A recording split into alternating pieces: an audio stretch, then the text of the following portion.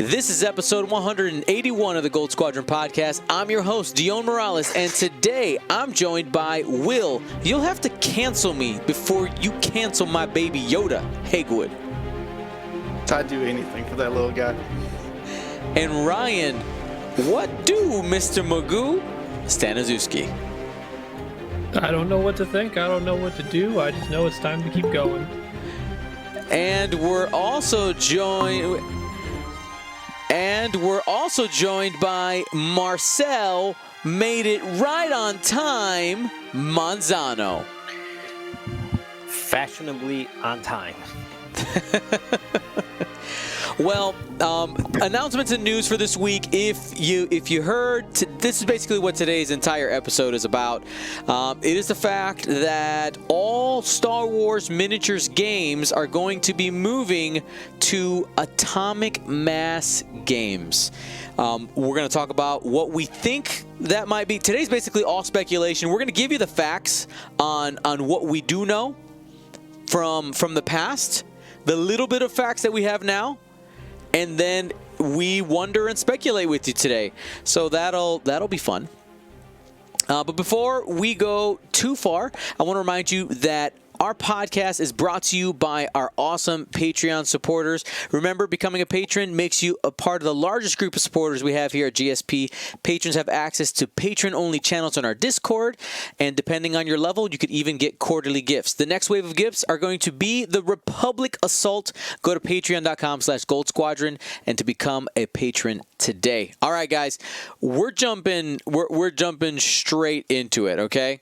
Atomic Mass Games. I figured what we start with is just by laying out some facts, some of the things that we know, and then we can start asking questions and kind of speculate amongst ourselves what we think could, might, and probably will happen, as well as I'm expecting a lot of audience participation today, just because this is going to be a subject that we're going to be talking about for a while until we have some type of concrete results, I'm going to say, or some type of reaction.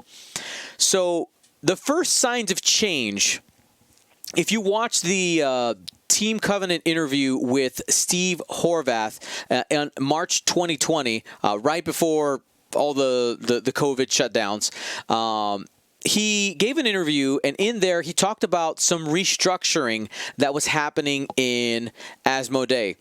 And some of the things related to what we're talking about is he did specify, Steve Horvath specified the fact that there was going to be a specific team of people that would only work on miniatures games. They also talked about the fact that the line for X-Wing, because we're caring about X-Wing, they actually talked about Star Wars in general, but X-Wing was approved through 2023.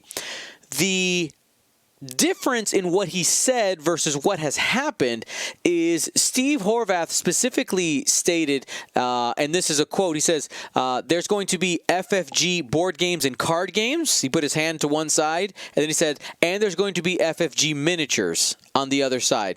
So still putting them under the Fantasy Flight Games mantra. But of course, today, March, November 16, 2020, we got announced that Atomic Mass Games is going to be taking over the development of X-Wing. Now, what do we know about Atomic Mass Games? We know that the heads of the studio, Will Schick, and the senior game developer, Will Pagani, they were both major developers and parts of Privateer Press. If you're not familiar with Privateer Press, they are the people who make War Machine and Horde. So that's a really large, expansive universe and games. They also currently, their studio basically only makes one game right now, and that is Marvel Crisis Protocol, the Marvel miniatures game. Now, some of the other things we know is in this whole restructure is we've seen some longtime FFG employees are no longer with the company, including those in organized play and some of the social media people who work there. And from what I've been told from a source on the inside is that while the changes for miniatures being kept together, was always on the books, was always in the plan for recent plan. The fact of it going specifically to Atomic Mass Games is a new-ish part of the plan. It's something that not everybody knew, essentially. And for those of you who don't know, so Fantasy Flight Games, okay, their development headquarters, their studio is located in Minneapolis, okay, St. Paul, specifically the city. Atomic Mass Games is in, essentially, it's a suburb of Seattle, Washington. So, you know, all the way on the West Coast versus Central, because I've seen a lot of people talk about, like, oh, this is fine. This was, you know, they're just changing the name. No, this isn't. These are new people working on this game. Now, my questions to you guys. We're going to start opening up the speculation. Okay, the speculation here. Oh, by the way, and yes, with the move to Atomic Mass Games, it's not just X-Wing. It's also Armada and Legion. Okay, Armada and Legion. It doesn't include Imperial Assault because they consider that a board game, but apparently Imperial Assault is also continuing. But that's not what we're here for. We're here about X-Wing. So, what do you guys think? Like my question here is going back to Steve Horvath saying, you know, FFG board games and card games, and then FFG miniatures. I wonder what changed here. Like what changed the structure? What do we think happened that it said, actually, we're going to move this over to Atomic Mass Games? Anybody want to jump on the speculation train first? I'll jump. Yeah. I'll dive right in. What happened is 2020 happened. That's what happened. I mean, really, it's, you know, with COVID, with sales, with everything, you know, whatever plans you had on February of 2020 changed in March of 2020, and now that we're going through, now that we know that we're not as close to the finish line as we thought we were, you know, every business has to adjust, and you have to think about, like, you know, how much overhead can you keep, especially if you're not selling, if you're not moving product, if people aren't coming and people aren't playing. You know, you have organized play. What are they doing? I mean, I love them, but, you know, you're not playing. You're not doing any organized play events, right? I mean, from what we know, organized play, FFG organized play is gone. Like there is no organized play group, at least not right now. Yeah, so I think it's just, you know, it's you know, FFG was bought out by Asmodee essentially so they can make money on it, and they thought they could, but again, 2020 kind of threw a wrench to a lot of different businesses, and this is any businesses that rely on in-person, you know, that's not medical, you know, then you know, there's consequences, and there's things that are. Sorry, I lost my train of thought. No worries. So one of the points being brought up in the chat. What is happening right now? One of the points being brought up in the chat is they did mention in the article that some of the members that are part of the development crew will be moving. Now, we don't know who that is. And that is something I'm really curious. So, because for instance, if we see Max Brooks and it's Max Brook and Max Brooks, right? Or they have two very similar names. If we see those two move. You know, move to Seattle and work in that studio, then maybe things don't change as much. But I can't believe that everybody who had their hands in X-Wing at FFG is just going to be hopping on a plane and going to Seattle. Like, that's just not practical. No, and I think that's, to Marcel's point, I think that's kind of the direction that they're going, is that with an established company already doing miniatures game, they can essentially scale back their already pretty skeleton crew working on X-Wing. They can really scale it back further, or put it down to just like one person, I would imagine, who can just be in charge of X-Wing.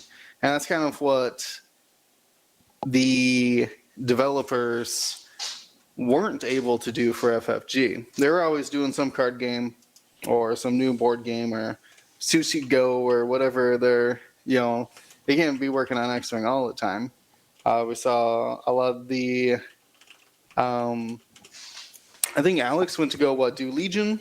Mm-hmm. A couple of the originals have always moved on to, you do X-Wing for a little bit, and then you can maybe get your own project if you're doing well at it.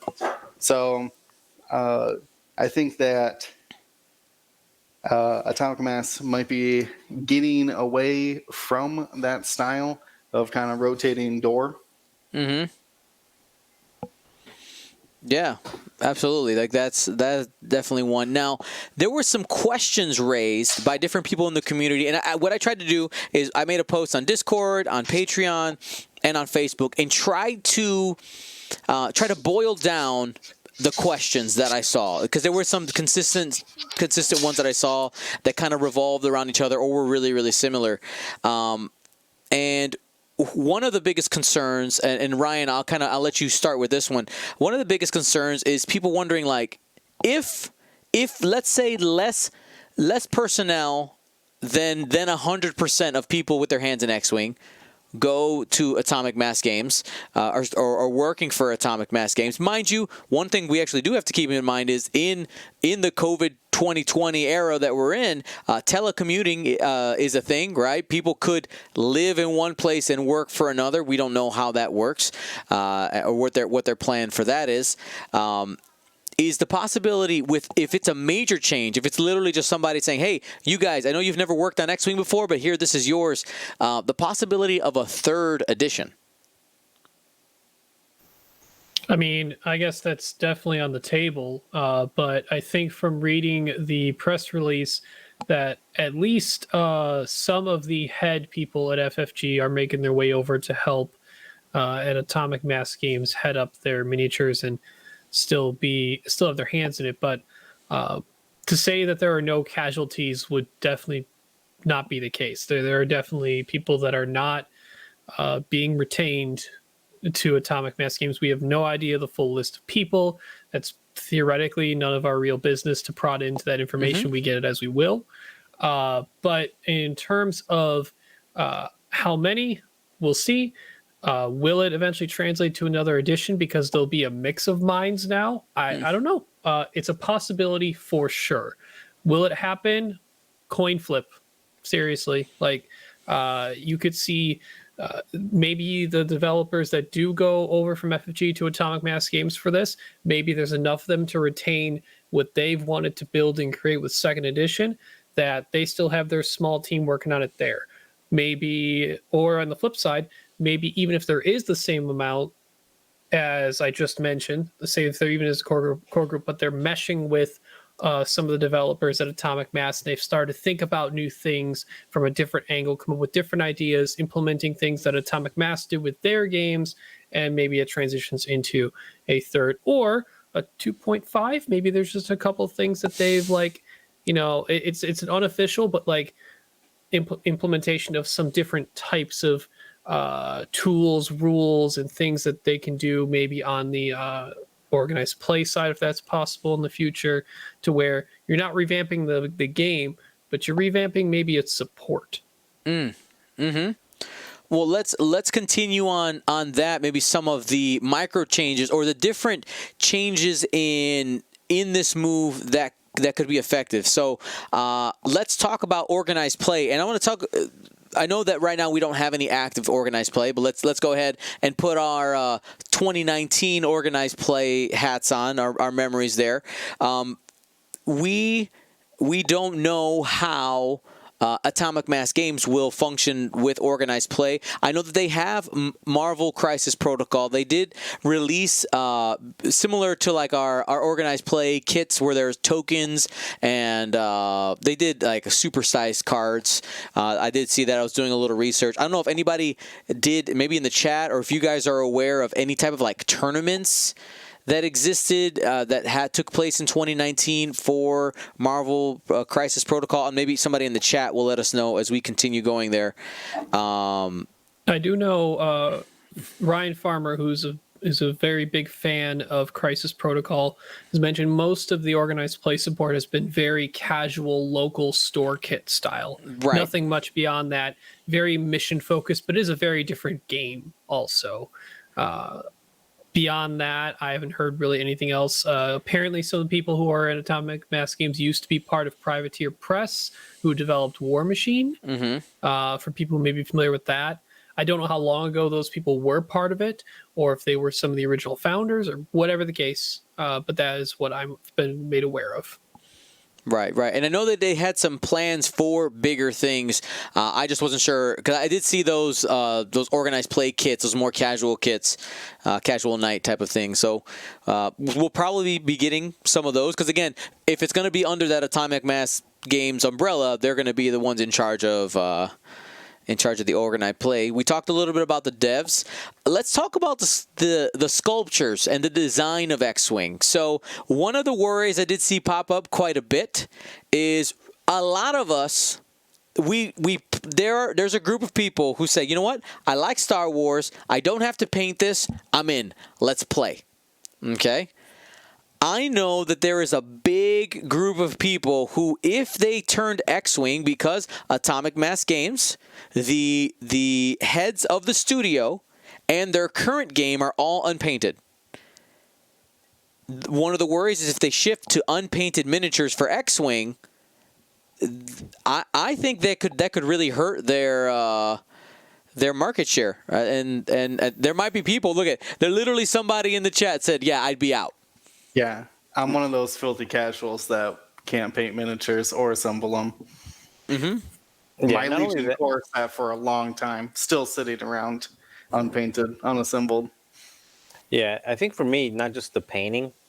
I think one of the things that I'm afraid is losing quality, because one of the things that have happened, since I started playing, to now, is each wave we've progressively gotten better and better ship design, better painting, more more pivots, the S foils moving, the B wings rotating, like now with the TIE Brute having the rotating turret.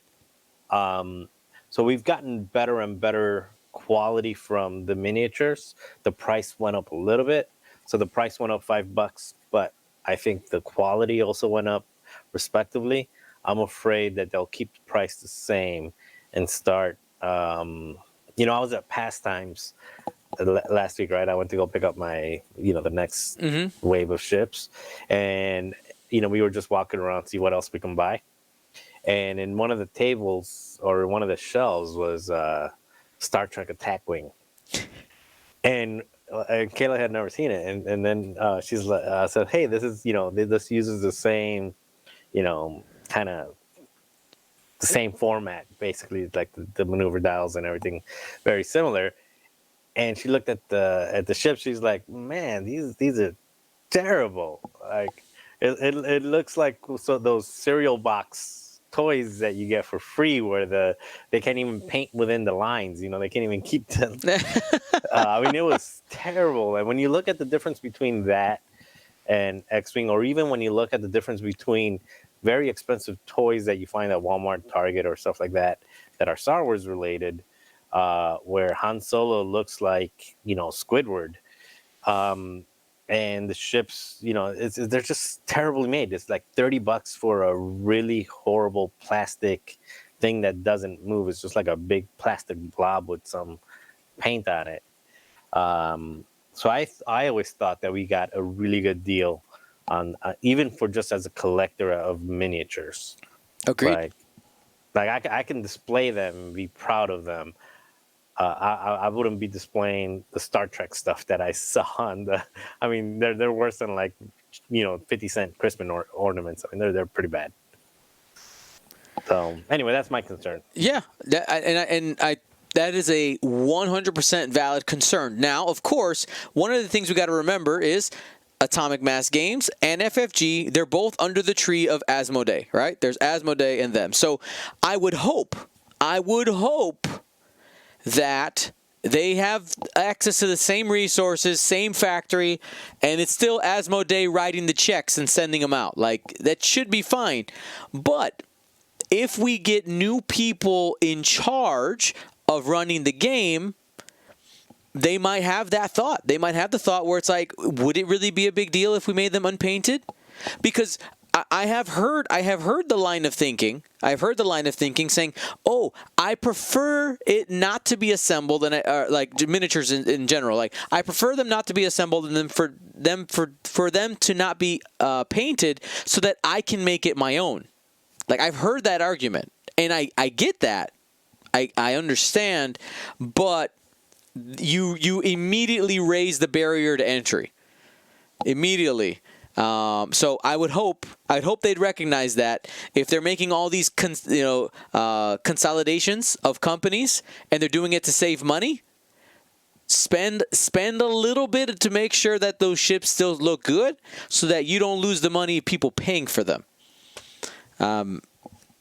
In my opinion, I think most people in the chat seem to be agreeing, and that's good. The next thing is, do we think this change is maybe one of the reasons we haven't heard about the new updated app we've been promised? What do you guys think, Will, Ryan? I mean, that's there. I feel like that's just keeps getting passed off to different people, and they're just like, oh, back burner it, and then eventually gets passed off to somebody else. So I don't know if that is. Do any of you guys play Crisis Protocol? Do you know if they have an electronic thing? I'll look it up while you guys do your opinions. Well, so go ahead, Ryan. You go first. Sorry. I lost what the original question was anyway. So what was? Remind me. So we were supposed to get an app, right? A new app, the app, that's right? And the speculation now, especially, was like, hey, we noticed that they didn't add the card images for the next upcoming wave, and there's some things that are just kind of weird in there. Maybe that's because we're getting our new app, but now we have this change. Maybe, like, my thought is this change so new? If we take what we heard from Steve Horath in March, all right, there was a plan to split anyway, right? There was a plan to chop things up. It was still going to be FFG. But is this change so new that something like a release of a new updated app has been put on hold very late because of this change going to Atomic Mass Games? I mean, yeah, that's definitely a possibility. I'm kind of with Will, though, that like I feel like the whole app conversation is always being pushed down the road because, I mean, FFG, or at least the people who work there, obviously know that the community has already thrived on other community-created list builders anyway. Mm-hmm. Having their official one, while theoretically should be a high priority, that's supported, updated, well, and maintained so they can show it off and everyone could be happy with it. It didn't exactly get the best response when it came out originally, and I don't know how much they're really showing it off as like a, hey, if new player, use the app to get your points. I mean, I assume that's still a thing that is in the rule book, or here's the link to this, but it's not exactly on the front page, I think, as easily as to find as other things on the products page right now. I don't know. I'll take a quick look here. While you're looking that up, a thought I just had. So I remember Andrew Navarro, that was the previous head of Fantasy Flight Games, being asked at Gen Con if there was an app in development for Armada and Legion. Okay. he said no because it's expensive, and we're going to have what we have for X-Wing. That was his statement. Since then, we've heard that there's a second one in development.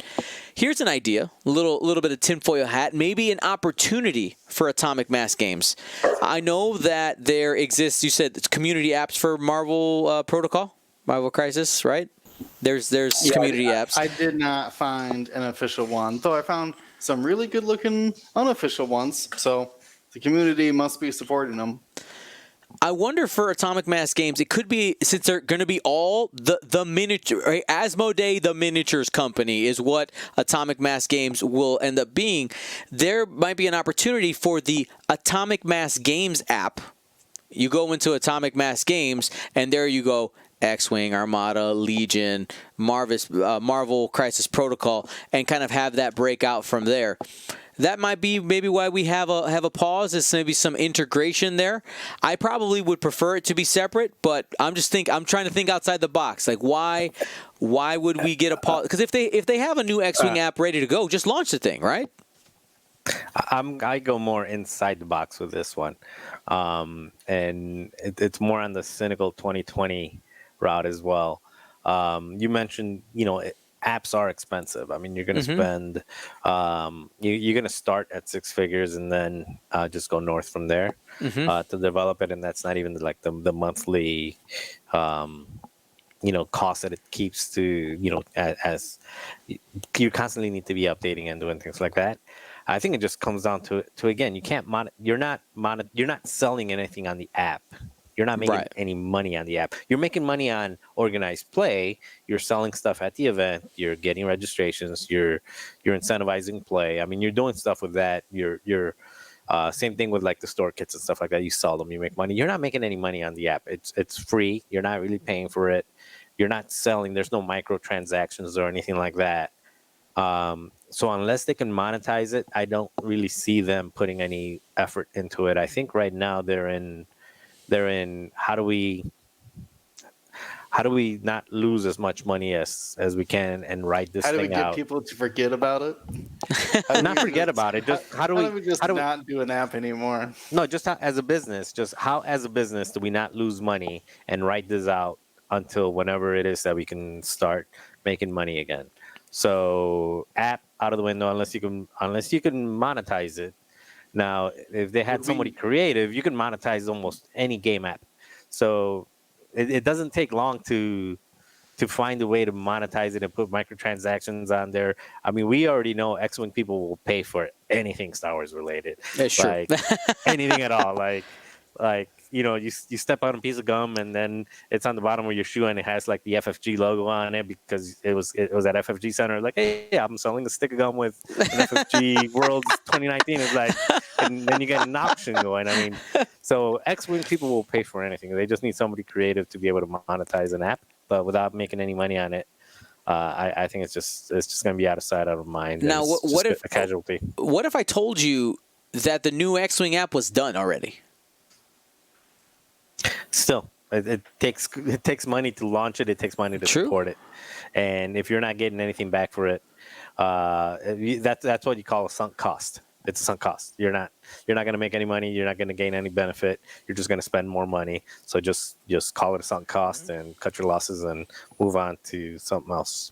There could also be a strategic reason to hold it, right? Is maybe post COVID, things are better. All right, we have this app we've been holding on to. We haven't had to pay extra money to have it launched. We haven't done anything like that. Exciting. All right, here's the plan for organized play 2021. Boom. Events, new X-Wing app. Go out into the world and play. You see, somebody in the chat, who was it? Nickel City X-Wing. I mean, he made a good point. Like, if you put, again, transactions on there, if you can buy your ships through the app, just, have a wallet in there and then go to events and then, when you pay for your events, your organized play events through the app, it doesn't have to track the event. Just like it holds your wallet, similar to like Origins and other, video game apps that kind of bind you to it.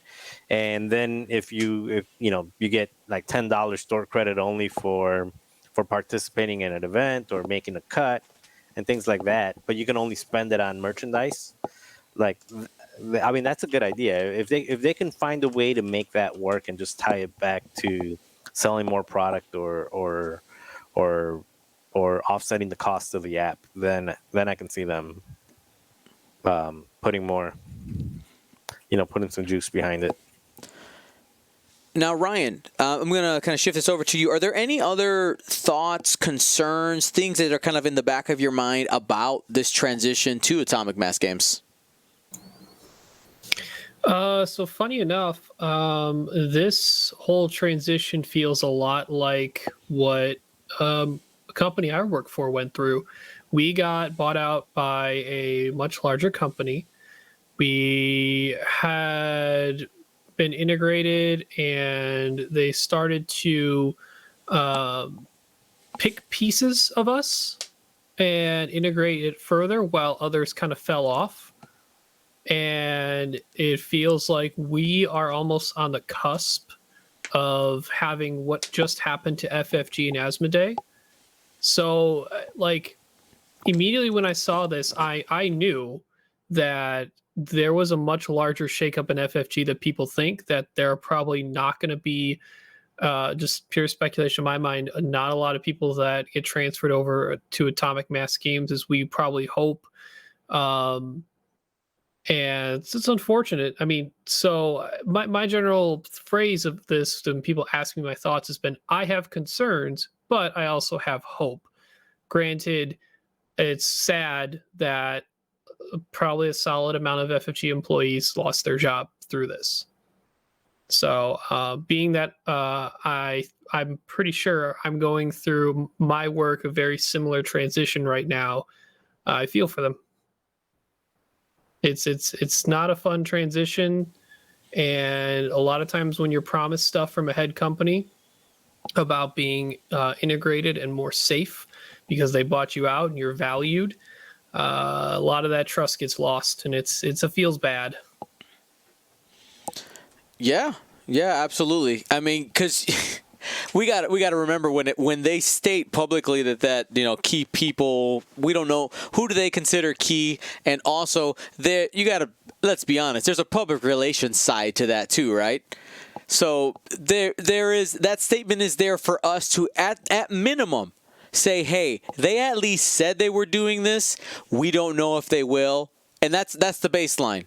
That's rather than if they had not put that in the statement at all, we just go, wait a second, what about the staff? Is it brand new people, right? They've established the baseline. We'll see what happens when those things get developed. Will, anything specific come to mind that you're concerned, questions, thoughts? My thoughts are that this is good. Now, we were one of the named products that are going over. If it just said like Legion and Armada are going over, that would not be a good sign. So, thinking on just like money and time, like there'd be no point in doing all this effort of bringing X-Wing over to a new company just to release one more wave and have it peter out. You know what I mean? So I think it will hopefully solidify a lot more X-Wing to come. Marcel? Sorry, what was the question? Just any other thoughts, ideas, questions that are looming in your mind about the transition? No, not really. I mean, more than anything, I feel, like Ryan said, I feel bad for the people that are going to be not victims, but that are going to end up having to find new work. And any change is hard, and change is scary for everyone. So it's hard for them. And as a community, as a gaming community, it's kind of like, we don't know what's going to happen. And we don't, so it's unknown. So, anytime you walk into the unknown, that's the making of a horror movie.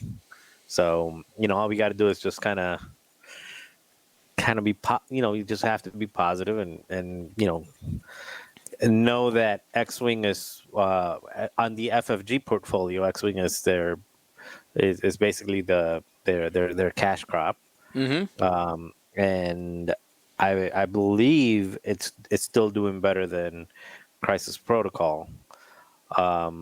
So, and it's got a really strong and it's got a strong community, and through COVID and through the loss of organized play, we've seen the same level of excitement, not just around the events that you did with the Space Jam, Will flexing the belt back there, and other things, but also with like the Lima Open coming up soon. And if you go to the Fly Better page, I mean, the Fly Better page is just they're constantly, like, who knows how many people are in there. So I'm hopeful that, like, I'm not worried. The game will be around. And if it's not around, we've got the toys.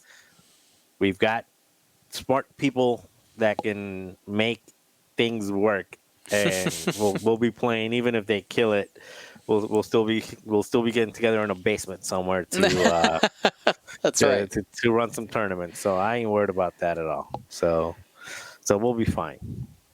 And somebody said get people off the ledge. So yeah, get off the ledge. Yeah, absolutely. I think I want to kind of take everything that you guys said, combine it into a couple other points. With the announcement, the fact that we do have product through 2023, I think it's important for a couple of things. At least if there's a lineup. We don't know. Lineup can mean a lot of things. That could just be something as simple as we plan to release this ship. When they went to LFL and say, hey, can we work on this ship with these pilots? We don't know what it's going to look like, but this is what we want. All the way to there may have been already formulated ideas and stamped, sealed, delivered, ready to go in the pipeline. Maybe they're already printing things up to the 2023. Who knows? Or they're maybe in the pipeline to get printed. I think whatever happens with the transition, I think we need to give some time to see what the atomic mass touch is going to be to the mechanics of the game.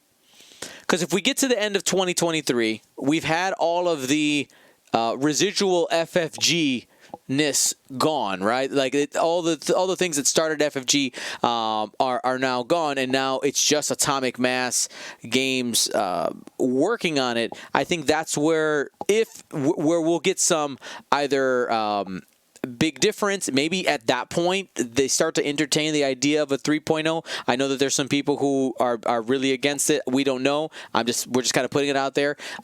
Or maybe that's just where we start seeing maybe some bigger changes, because with different people working on it, we do get different ideas.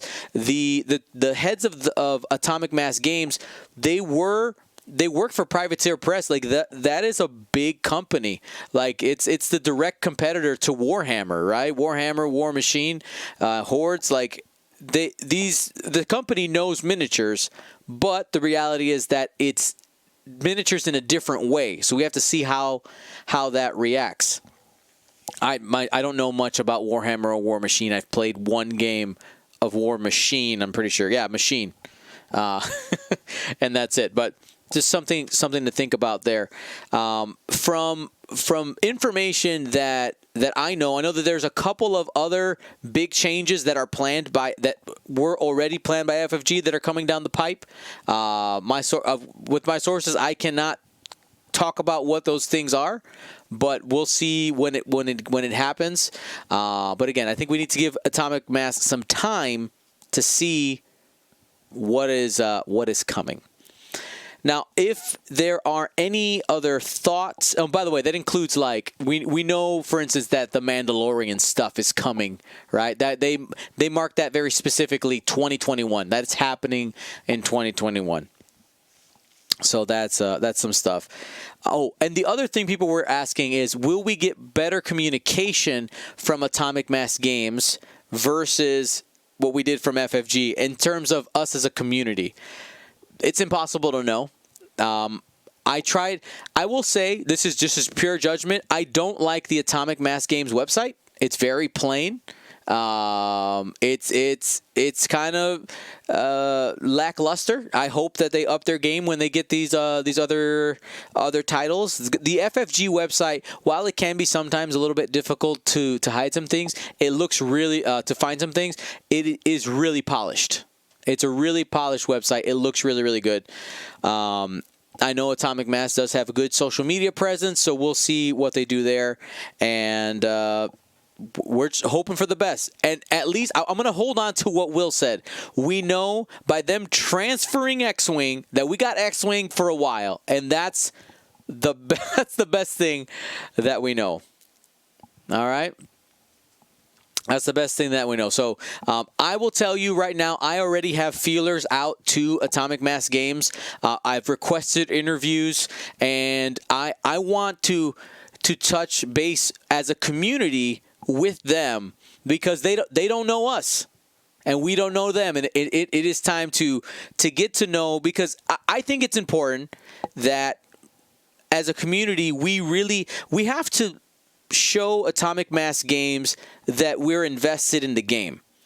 Because I know as a company, I'm sure, right, it would be obvious. Obviously, people care about the game. That's why they want to do things like organized play. But I feel, this is the community I'm a part of, but I know that we're really invested. I did get an opportunity to work pretty closely with FFG, go to all the premiere events, stream them for you guys, and I don't want the relationship between me and Atomic Games to be anything less than what I had with FFG. And in fact, I would hope that maybe we'd have an opportunity to get even closer. Snuggle up with me, little yellow robot. Everything's going to be okay. That escalated quickly. It did. I want to snuggle. That's a cute little robot. I'm just saying. We Are Data wants to talk. Hey, we'll see. We'll see. All right. But we're going to jump into list of the week. And by the way, if you guys have any big questions or something that you'd like us to address for this Atomic Mass Games Switch, go ahead, tag me in the chat. And if we have time, we'll bring it up at the end. But we're going to jump into list of the week. And the first list is going to be looked at by Ryan. I'll slide this over so we can see it. And it comes from Max, the First Box. And he said, hey, I'm a 12-year-old kid, and I have a tendency to make weird lists. I came across this one and thought it was a lot of fun. Take it away, Ryan. All right, so we have the TIE Defender piloted by Rexler Brath utilizing Juke and Jamming Beam, and then 3 TIE SA bombers, Scimitar Squadron, basic generic I-2, with barrage rocket and seismic charges. Neat. It's an archetype I haven't seen. Just 3 generic things with barrage rockets and good bombs. And Rexler Brath just saying, hey, I'm the end game guy. See if you can come deal with me in time with my 3 buddies with me.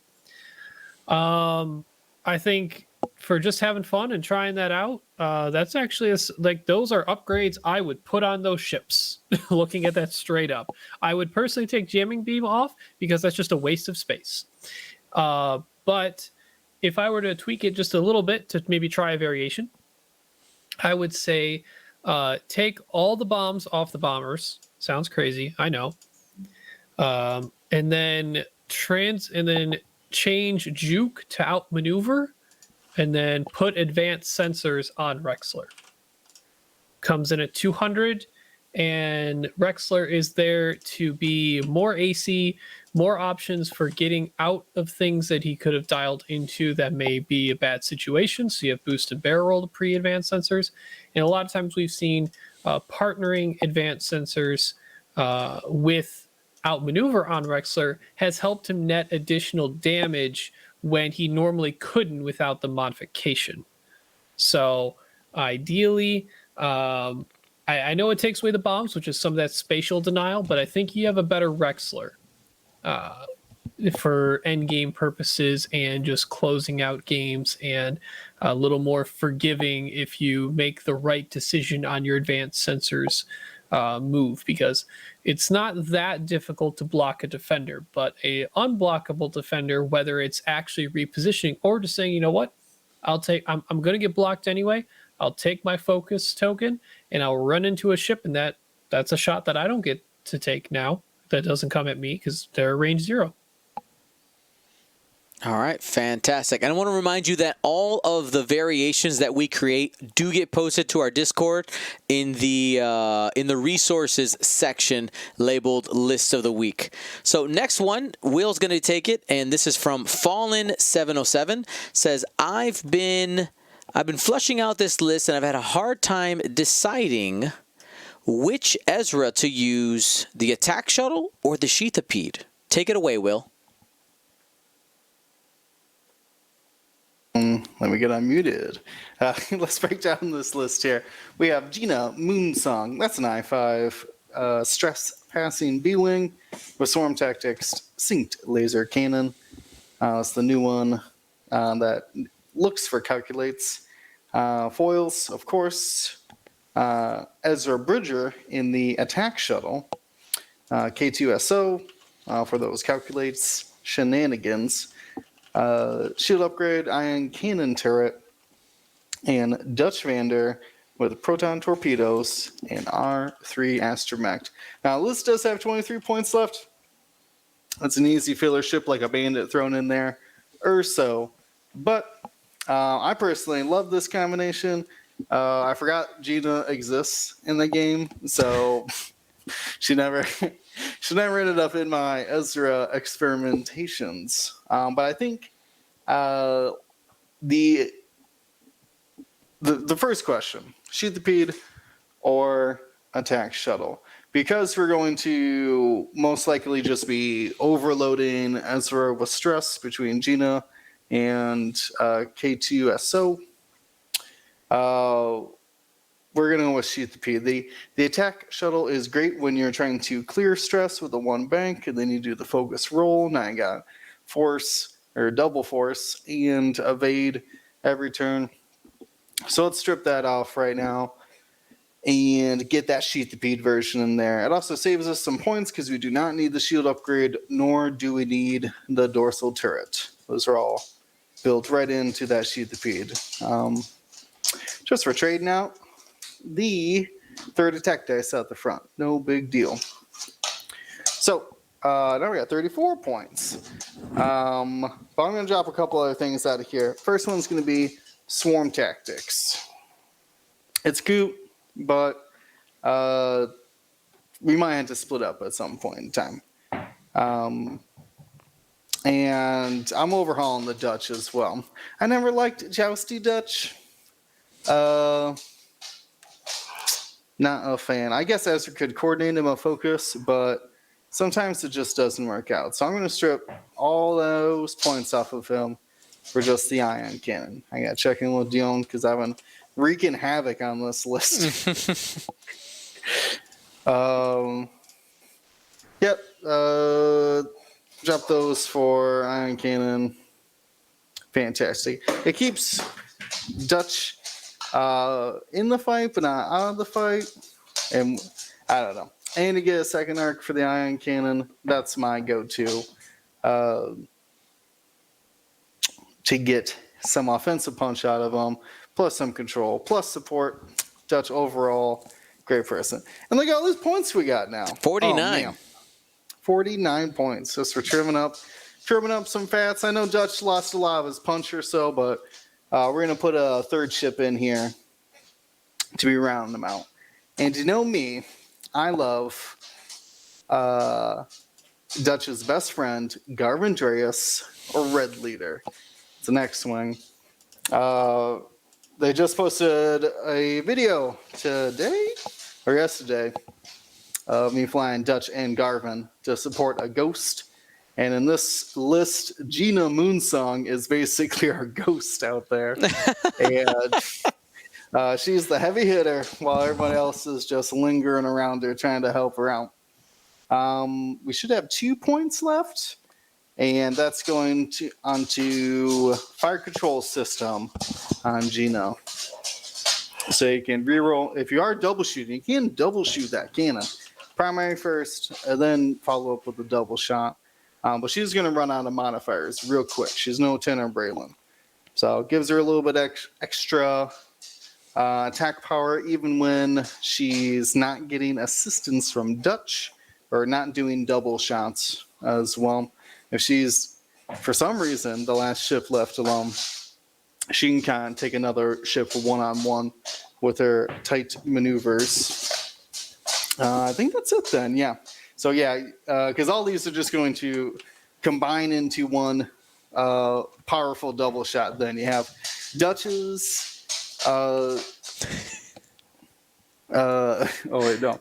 Oh, I guess it doesn't work because Garvin shoots after Gina. Oh well, she'll just have to help out somebody else. Or not Gina, Garvin. So sorry, I have to address the chat. In Will's audio, that's not somebody violently shaking a tape measure. That's his dog.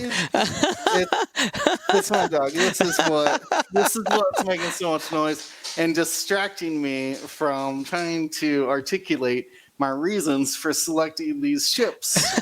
But I just got I got distracted. And I did just realize that I'm used to I-4 B-Wings. And Gina would shoot first. She wouldn't be able to use Garvin's focus, would she? Well, that's a problem for another day. I still like the list how it is.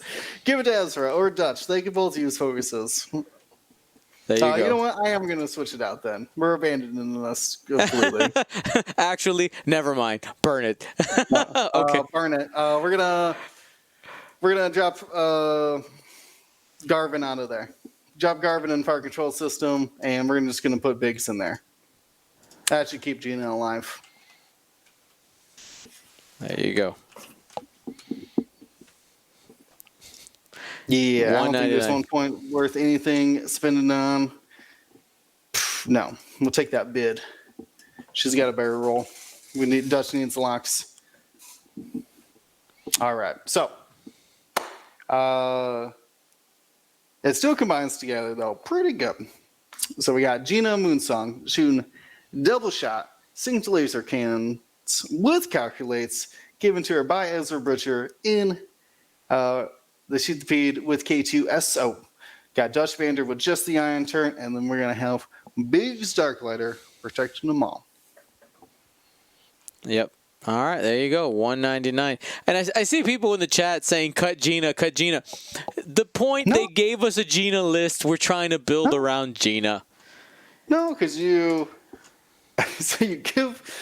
Gina doesn't even need to take actions in this list, which I think is the funniest part, is that she can do whatever. Because you throw her a stress with and a calculate, and then you throw her a target lock. I was trying to give her a focus, but apparently that's not how that works. And then she throws the stress onto Ezra, who never has to unstress himself, because if Gina dies before he does, he gets all the K2 calculates. And you just go to stress town, baby. That's stress row 2.0 is with the K2SO. You don't need actions. Now, you could clear some stress and help out coordinating. It'd be nice to Ezra, but if Gina goes down, oh man, all those stress tokens are going to him, for sure. I guess there'd be a way to keep Biggs alive, too, if need be. It's true. Want some tokens, buddy? Here you go. Everybody get your tokens. All right, next we're going to go to Yuli XOX. Yuli Kisses and Hugs and Kisses. Let's go ahead and slide this over. Hi, GSP crew. I'm trying to make Scum Han work. Looking to find his best wingmates. I want this to be a 4-ship list. I like Jank, but don't like Boba. He's too good. So, here's what I fiddled with. Any suggestions to spice it up? Hold on. Wait, Marcel, before you start, let me just go ahead and do this now. Let's grab this and type that. What is it called again? Escape Craft, right? We'll just start there. Okay, go ahead. Continue. We have a 212-point list. Begin. So what are we starting with here? Well, for starters, I did not choose this list. It was bestowed upon me by my fellow hosts. I showed up late, and this is what I got. So we'll make do. All right. So let's start off by stop cheating. He said he wants 4 ships, so let's get rid of one of these. And it's not going to be my autopilot. Hold on, wait. But you got to tell us what we're starting with first. Oh, we got to actually talk about the list. Yeah, we got to talk about where we start for our people who can't see the podcast; they can only listen to the podcast. Oh, so for the people who can't see the podcast, watch it. So we're Turn starting on off your with the scum video list. now. So we've got Han with Trick Shot, 000, Kira, Agile Gunner, Rigged Cargo Chute, and Lando's Millennium Falcon. And then he is supported by Captain Seavor with Deadeye Shot. And then 2 G1A Starfighters. We got Zuckus with passive sensors, and then Forlam also with passive sensors. And he wants the best wingmate for Han, so we already know the beginning of that. So go ahead and redo what you undid a second ago. And let's take out Captain Seaboard, because I kind of like those G1A Starfighters on there. He said he kind of likes it a little janky, and you can't get jankier than a couple G1As in there. So how do we make this work? So we off the bat already got 19 points to work with. So let me see what we want to do here. Let's get rid of 000 on Han Solo. Now, while I like 000 on Han Solo, I think he does better on Forlam. So let's just move it down to Forlam. And then let's give Forlam the sensor that he really wants, which is advanced sensors instead of passive sensors. So let's give him some advanced sensors there so he can go ahead and do his action, stress himself, get somewhere that he wants to be. And for that advanced sensors, let's also give him the title so he can do some barrel rolls as part of that as well. Give him a little bit of mobility. Let's give him contraband cybernetics, just in case he happens to not end up at range 1 of who he wants to end up range 1 of. And we're putting a lot of points into Forlam here, so let's just bump him up a little more with a hull upgrade. Make him a little here. I mean, he's worth the point. We already sunk 67 into him, so might as well throw an extra. I just think it's hilarious that Forlam is currently 70 points and your Han Solo is 66. Oh, wait. I ain't done with Han yet. So let's go to Zuckus. I actually like Zuckus. So I actually want my Zuckus focusing. Just focus on him. So let's take that passive sensors and switch it to a contraband. They have terrible dials, so might as well let them do a K turn or something.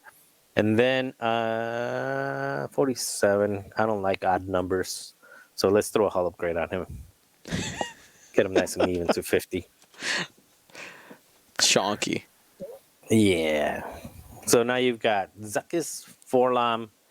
Forlam obviously is there to give Han Solo, an extra die because of Lando's Millennium Falcon. Trick Shot, getting some 5 or 6 die guns in there. Let's get rid of Agile Gunner and Rigged Cargo Chute.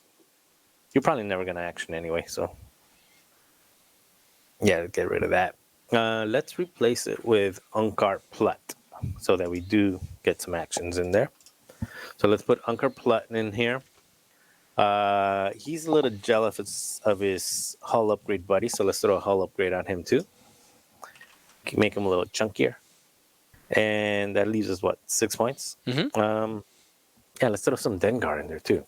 So with Dengar, he can, every time that he gets shot, he has the potential of hurting someone. And it also kind of works a little bit like Hot Shot, because, if they shoot at him at high initiative, then they have to spend their token if they don't want to get Dengar'd.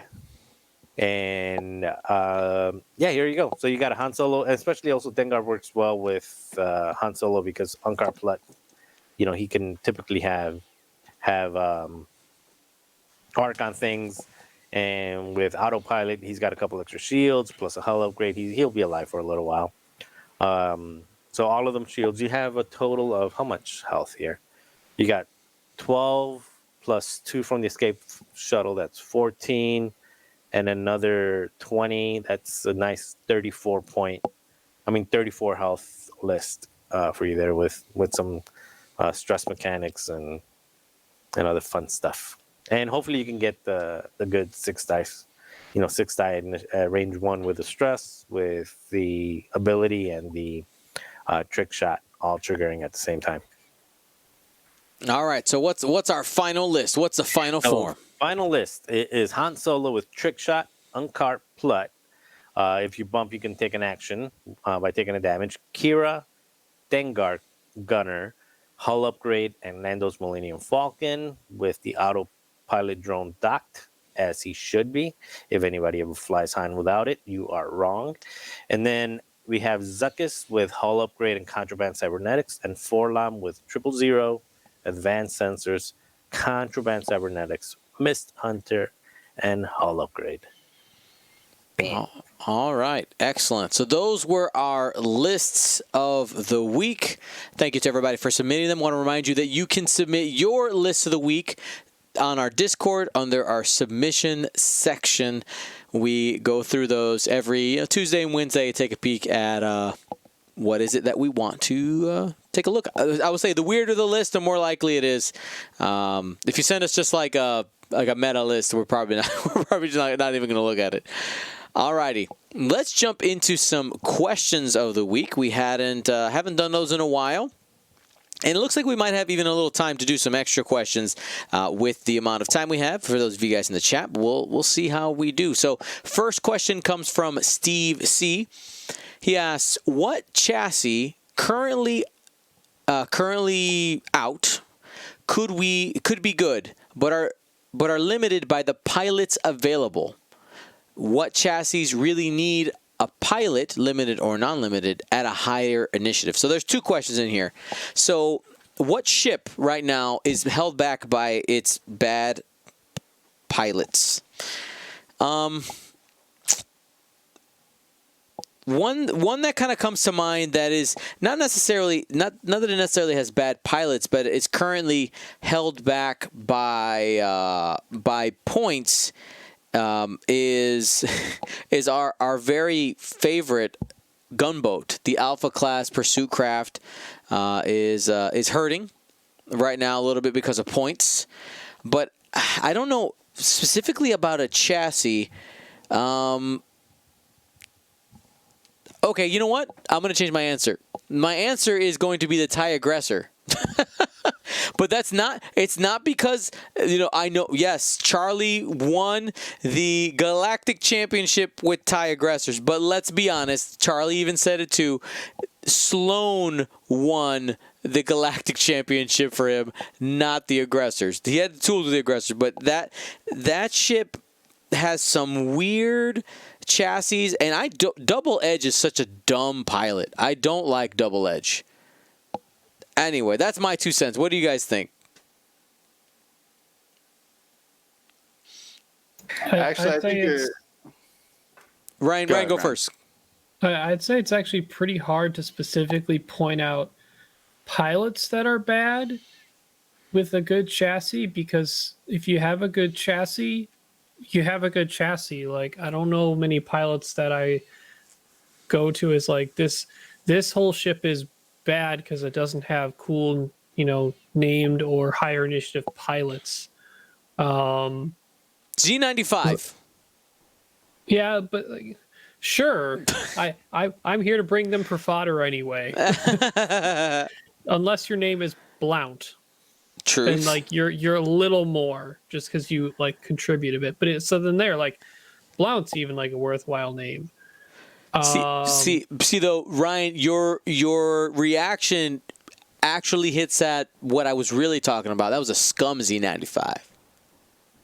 Oh. Immediately went to Rebels. The scum Z95 is in a terrible place. If you're a named pilot, sure. I mean, Bosk is the same cost with marksmanship as Blount is. That's true. probably not worth it, but still. Yeah, I mean, I get, but it's just a bad Star Fortress. It's just bad all around. That's kind of too easy, though, right? That's true. So, Will, It's kind, what it's were kind you of a gonna tough. It is say? kind of a tough question, right? Because I feel like we immediately go to, well, this would be played more if it was cheaper, right? Like that's because we do have adjustable points and it's not fixed, so it's really hard to unlink the adjustable points to that. So, sorry, Steve. What about the second question? You got Will, you had something to say. Yeah. I thought you were right on with the Star Wing, the Alpha class Star Wing, because I hate Vendor, man, and Karsabi. Get out of here, Karsabi. You know when you're trying to slam and shoot primaries or whatever your ability actually does. All right. So no, those are definitely my candidate for like that chassis has potential. It just needs like any pilot to fly it. Yeah, I'm gonna go one. I got two, and one of them I think will be maybe some people will disagree, but the two that I got is on the Rebel side. I would say the K wing. It it's really lacking. Like Asuga doesn't really do much, and Miranda doesn't either. I mean, the K wing by itself, the generic is better than any of the other ones, and even then, it's I mean, it's just missing something. And part of the question was if it had something at higher initiative, would it make a difference? And the answer is 100%. The slamming ship would make a difference with a higher initiative than 3. And then the other one that probably will even get more like, what are you talking about? Turns is the fireball for me. So I know you got Kazuto, and Kazuto's ability is really good. The problem is that chassis, outside of farmers fireballs and blah blah blah blah, that like it has the potential to be such a good chassis, but the pilots on it are meh, and topping off at initiative 4, I think kind of Kazuto's ability, as good as it is, you have, when you're never really going to get Kazuto to be less than 40 points. It just makes no sense. But then you're into A-Wing territory, and why would you ever take Kazuto over any A-Wing, even the generic Initiative 1? So I think if you had a Fireball that had Initiative 5, God forbid, a Fireball at Initiative 6, I think that would tip it over the edge. And then I also have another one. The TIE Interceptor minus Winterfell. I would love to have Carnage. Give me some Carnage X, some Kirk. Some Carnage X, some Kirk Canis, Kirk Cronus. So what was his name? Kirk Canos, yeah. Yeah, Kirk Canis. Marcel is another weary soul at the grave of Carnage X. I love Carnage X. Listen, man, and that was the only red. That was the red TIE Interceptor back in 1.0. Carnage X, just get in there, get my range 1 bubble, and say, "You will not." That's it. He will just say, "You will not," and you will not do any of it. Yep. Chazbot, give me some. All right, I gotta jump in here. That some tears in the chat. The Fireball does have an I5. Just gonna throw that one out there. Yeah, that is terrible if nobody knows. It's because he shoots a 2 attack dice.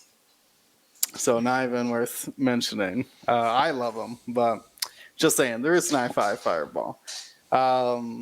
My chassis that needs higher initiative, man, could you imagine an I6 HMP out there side slipping? Whew, man, you would have no idea what is going on with that ship.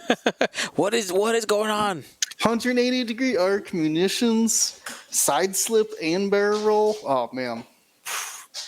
It'd be all over the place. Marcel, you know what? This is the time.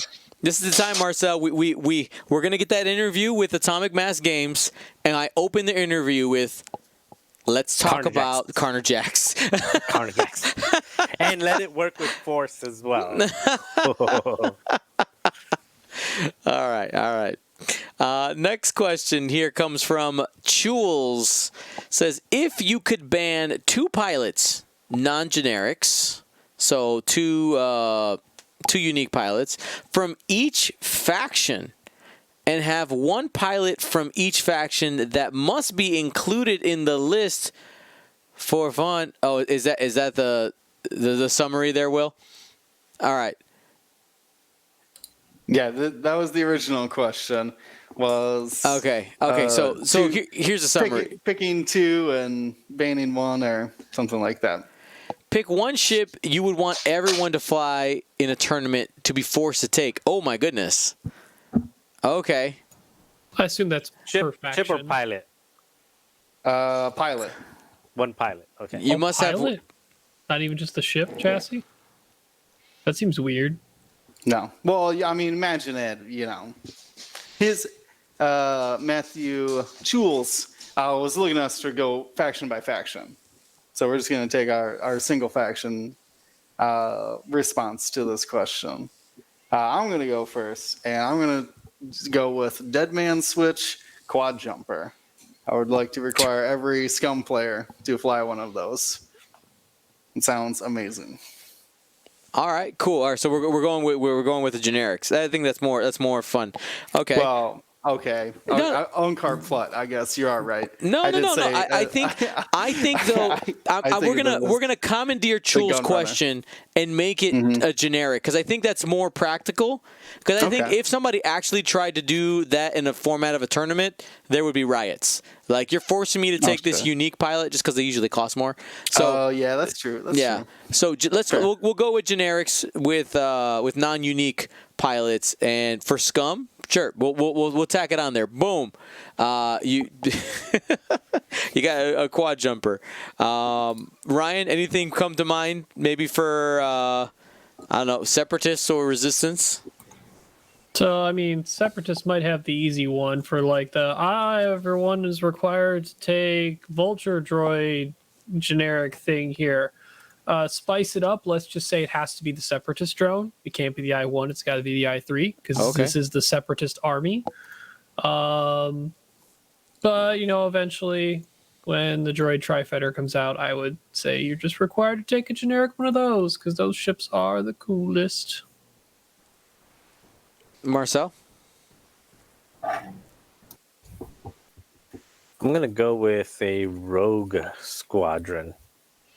So E-Wing? everybody has to take the I-4 E-Wing. And nobody plays Rebels in that tournament, I'm telling you right now. Everybody has to take it. I-4 E-Wing. Hey, he said for fun.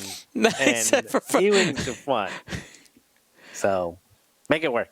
Make it work. Prove your worth. For myself, let's see. We've covered Separatists. We'll go Imperial. We'll go a planetary sentinel with seismic charges. That's a TIE Striker. Initiative 1, I think that one is.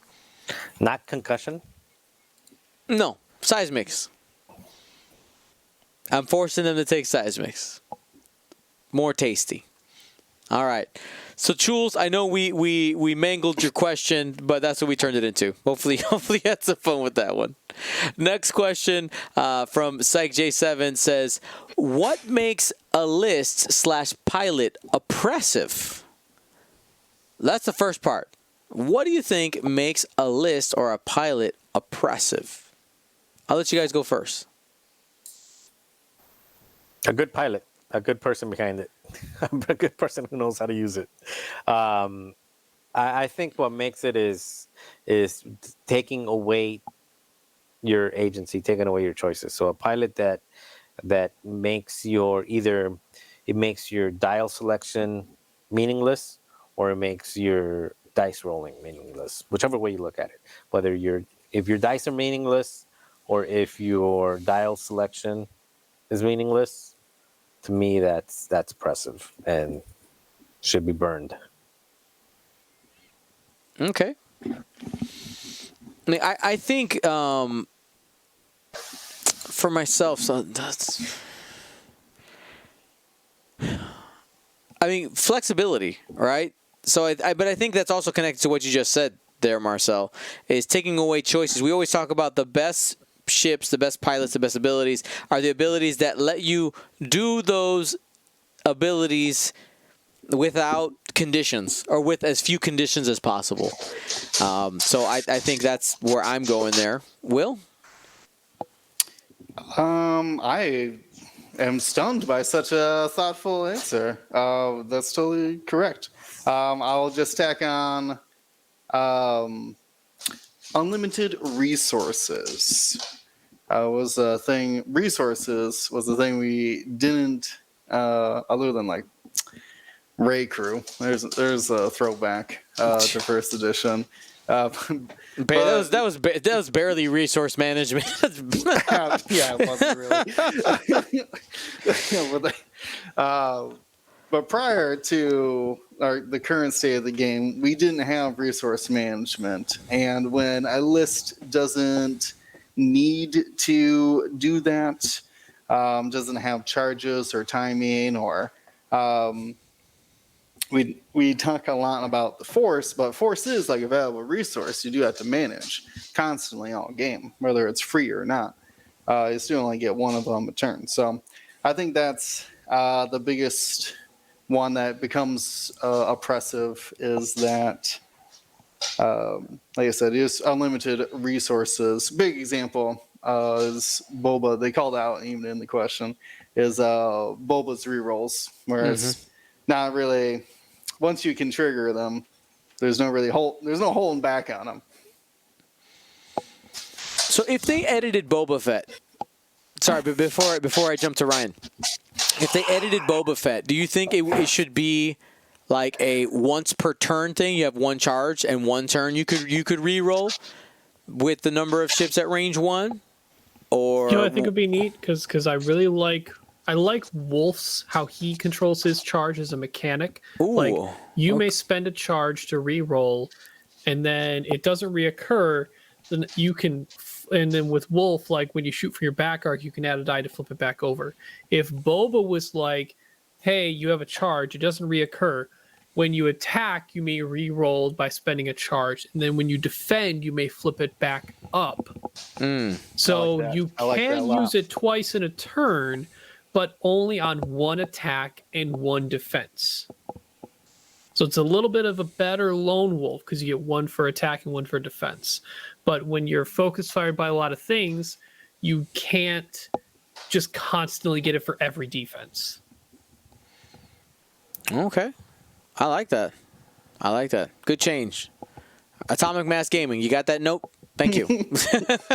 I'll let him know. I'll send him the invoice. There you go.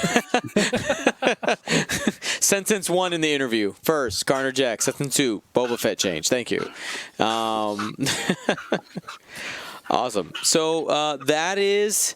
By the way, I did not miss the shade there from Ryan. I mean, from William. Like, that was surprisingly and actually... I did not say... I don't think I said surprisingly, but I was taking him back. That was my exact answer, like almost word for word. I was okay with that, I guess. You took my answer. You stole my answer. All righty. Well, before we check out today, you guys got any shout outs to anybody? Anything you want to say before we wrap this up? Actually, on time this week. I got one. I'm gonna shout out. I got the Oculus Quest 2 for this thing here. Okay. Rogue, whatever. I ended up only playing like 1 minute of Rogue before I got motion sickness and just like couldn't handle it anymore. For Squadrons you're talking about? For Squadrons, yeah. Okay. So I can't play that Squadrons in 3D. However, I've been playing that Beat Saber thing, the lightsaber with music, and that is a workout. I'm gonna lose 20 pounds in the next month and a half because of that thing. So that my shout out to my positive life choices, buying an Oculus so I can actually do some beat lightsabering thing. What is going on over there, William? Trying to William's get- got The dog, the puppers. Trying to get the puppy in the lap. She won't leave me alone. Come get Snuggles, doggy. I Oh, also see where my X-Wing things are currently. All right, Ryan. You go. When's the next last squad up video? When's the next one? So transparency's sake, small break because one of my other favorite games I like to play, Destiny 2, just came out with a new expansion. So I've dove deep into that. I will jump back on more squad up videos when I have gotten my fill of Destiny. All right. I'm Drink on it my up. own time. That's right. Ryan's like, I do what I want. Yeah, but I'll say for this is a phrase for two reasons. One, for people who are concerned with the FFG to Atomic Mass games transition for our games, and in general, I feel like this phrase works for 2020 and probably into 2021. Stay positive, but just understand the realities. Fantastic. Well, thank you everybody for listening. This episode was really good. I'm excited to see what happens. Hey, I got a shout out. Sorry, Will. I thought we were just gonna talk about the doggy. Do it. What? No, she's in your lap The dog now. is not my shout out, even though look how adorable she is. No, I just threw shout outs out to my girlfriend, Alyssa. We yesterday was our 5-year. That's crazy. Whoa. That's a longer big than deal. I've been with Gold Squadron. I think I've been playing X-Wing longer than that. Wow. But yeah, it was, 5 years, man. exciting. Congrats. That's my. Thank you. She normally listens. Let's see if she's still awake. That's so right. I can get some boyfriend points. That's right. That's if right. She's hearing this. Call you after. Oh, Will, you're so sweet. All right, everybody. Thank you so much for joining us. Remember, if you guys have any questions, want to interact with us, hit us up on Discord, submit in the submission section, be a part of the community, play some games out there. We'll see you live on Wednesday for our next installment of Gold Squadron Flight Club, Gold Squadron Plays. I don't know what we're going to play this week. We'll figure it out. We got time. Oh, by the way, shout out, we do have a new team member. They're not a podcast member, but a new team member. Shout out to Jonah Piscani. He's going to be helping us with some stuff. We're trying to work on what his official title is going to be, but he's going to be helping us out with some stuff. So, yeah, excited about that. So we'll talk to you later. For everybody here at Gold Squadron, be smart, be safe. Gold Squadron out. I always lose the button. There it is. Bye.